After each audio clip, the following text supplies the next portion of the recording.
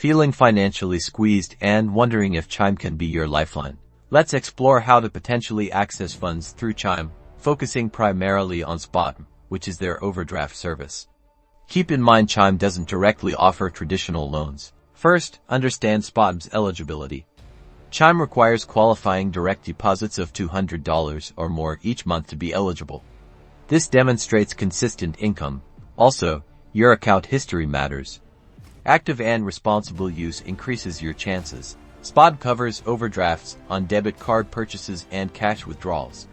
Initially, your limit might be small, maybe $20, but consistent direct deposits, frequent Chime usage, and a positive repayment history can boost that limit, potentially up to $200. When you overdraw, Chime will cover the transaction up to your SpotMe limit. The best part, no overdraft fees. You simply pay back the negative balance with your next direct deposit. While not alone, the Chime Credit Builder secured Visa credit card can indirectly help your financial situation. It's designed to help you build credit history responsibly. You add money to your secured account, and that becomes your credit limit. Chime reports your payments to credit bureaus, helping you establish or improve your credit score over time. A better credit score can open doors to more traditional loan options in the future.